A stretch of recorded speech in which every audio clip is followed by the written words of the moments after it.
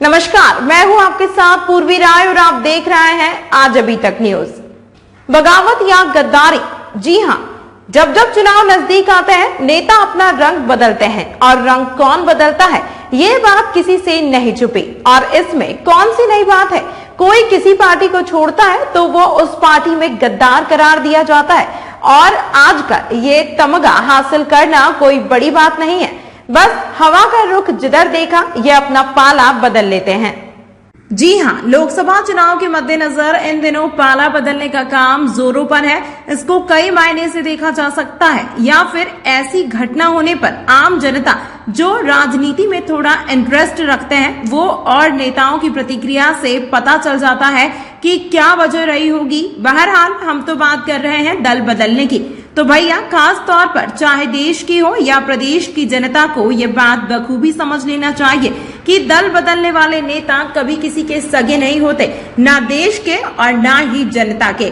बस ये अपनी स्वार्थ सिद्ध के लिए ये कार्य करते हैं। कोई कितना भी कहे कि मैं तो विचारधारा से सहमत नहीं था, मुझे महत्व नहीं दिया गया, मतलब सिर्फ मैं या मेरा क्या ही एक वजह होती है। इसके अलावा देशभक्ति, जनसेवा, ये सब गरीब और अनपढ़ जनता को मूर्ख बनाने वाले शब्द हैं जो ये अपनी जुबान हमेशा झूठ की तरह लेकर चलते हैं। मोदी जैसे बहुत कम बिरले ही हैं जो वाकई अपना सारा जीवन देश को समर्पित कर चुके हैं, जिनके लिए देश से बढ़कर कोई नहीं है। बाकी तो कोई अपने बेटे को तो कोई रिश्तेदार को भला करने में लगे हैं। रही बात भाजपा की, तो आज बीजेपी देश की सबसे बड़ी और ताकतवर पार्टी है और देश में हवा का रुख और जनता का मन मोदी की गारंटी में है। इसीलिए इस बात पर मंथन किया जाना चाहिए कि हवा का रुख बदला देखकर आने वाले दल बदलू लोग पार्टी और प्रदेश के लिए कितने फायदेमंद है, क्योंकि ऐसे लोगों के दम पर सत्ता हासिल नहीं की जा सकती। सत्ता तो जनता देती, ना कि नेता, और विशेष तौर पर दल बदलू नेता तो बिल्कुल नहीं। सुरेश पचौरी और संजय शुक्ला जैसे बहुत सारे नेताओं ने कांग्रेस को अलविदा कहा। अब इनका भविष्य भाजपा में क्या होगा ये पार्टी के कार्यकर्ता तय करें, जिससे पार्टी में असंतोष पैदा ना हो। क्योंकि यदि हम बात बीजेपी की करें तो भ्रष्ट और स्वार्थी तो इसमें भी बैठे हैं, जिन्हें पद या टिकट नहीं मिलता है तो खुले रूप से न सही पर अंदरूनी रूप से तो नुकसान पहुंचाते ही हैं। रही बात बचे कुचे कांग्रेसियों की, तो चुनाव बाद उनको भी आना ही है, अभी तो उनका बोलना लाजमी है। हमारे परिवार की घर वापसी मेरा भाई आदरणीय संजय शुक्ला जी आज पार्टी में शामिल हो रहे हैं। कैलाश विजयवर्गीय जी से निवेदन है, उन्हें अग्निवस्त्र पहनाए। माननीय प्रदेश अध्यक्ष जी से निवेदन है, माननीय मुख्यमंत्री जी से निवेदन है कि उन्हें अग्निवस्त्र गाली सुनी और तेरे को ले रहा हूं। लीजिए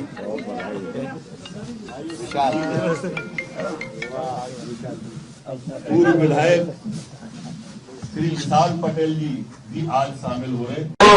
मतलब हताश टाइप के ऐसा लग रहा है। मतलब कौन हताश है? मेरे चेहरे से तो आपको एकदम खुशी दिख रही है। नहीं, आपने जो मेरा अनुरोध ये है, मैं बार बार ये कई बार वक्तव्य दे चुका हूं, हम 4 बार चुनाव हारे हैं। नेचुरल है, नई और युवा पार्टी कर रहे हैं। जब ये भावना बनेगी तो स्वाभाविक तौर पे इस तरह के जो भविष्य के गर्भ में के डर से लोग निर्णय लेंगे, मैं उसको मना नहीं कर सकता हूं। पर मैंने जैसा कहा कि सुरेश पचौरी जी ने जितने पद लिए एक पार्टी में जो मिल सकता है सर्वश्रेष्ठ मिला था, सर्वश्रेष्ठ। 4 बार लगातार राज्यसभा, 10 साल केंद्रीय मंत्री, पीसीसी का एक चुनाव उनके नेतृत्व में, और भी कई कमेटियों में उन्हें बताया उनके इस्तीफे में। तो मैं मानता हूं ऐसे में वो गए, फिर भी गए, इन्होंने सोच समझ के निर्णय लिया। क्यों लिया, क्या लिया, मैं इसमें नहीं जाना चाहता, पर मैं आग्रह करता हूं, भगवान से, ईश्वर से प्रार्थना करता हूं कि इससे पहले जितने लोग गए 90% बीजेपी में जाने के बाद एक दिन की हार फूल माला पहनी उन्होंने, आपके अखबारों की खबरें बनी, हमारी प्रतिक्रिया दी और हमने जो बोलना था बोल दिया। तीसरे दिन फिर वो अखबार में नहीं आ रहे। तो में शामिल हुए हैं, इससे पहले आप कांग्रेस ही रहे, किसान को रहा है कांग्रेस। मैं तो ये कहूंगा कि आप ही के किसी भाई ने एक पढ़े पेपर में किसी ने लिखा था, पटवारी का काम जो है कलेक्टर को दे दिया। हमारे प्रदेश अध्यक्ष जी जो हैं वो ना समझते हैं, ना विजन है, ना उस व्यक्ति के पास ऐसी कोई चीज है जो किसी को रोक पाए या समझा पाए, और ना कोई दिशा है, वो दिशाहीन हो चुके हैं। जिस प्रकार से लिहाजा उनका लगातार वरिष्ठ लोगों के प्रति, आम कार्यकर्ता के प्रति जो एक अलग रवैया रहा, वो एक बड़ा कारण है। मध्य प्रदेश के अंदर अनेक ऐसे नेता हैं जो यहाँ कांग्रेस छोड़कर बीजेपी में शामिल होंगे। रही बात जिस पार्टी में हम जुड़े हुए थे, उस पार्टी ने उनकी विचारधारा छोड़ दी। जो सेवा का भाव था वो छोड़ दिया, एक अखंडता का भाव था वो छोड़ दिया।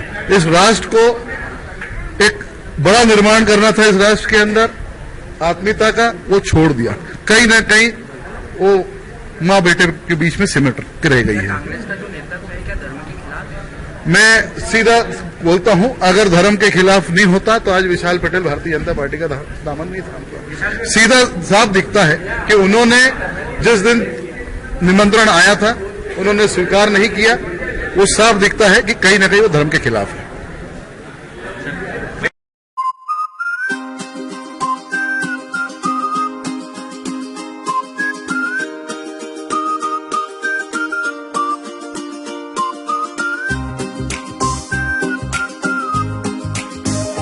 मूल्यवान तो सोने की लंका भी थी, लेकिन अगर बात किसी की स्वतंत्रता की हो तो रावण का राज हो या ब्रिटिश राज, दहन तो होके रहेगा। तमाम महत्वपूर्ण खबरों के लिए देखते रहिए आज अभी तक न्यूज।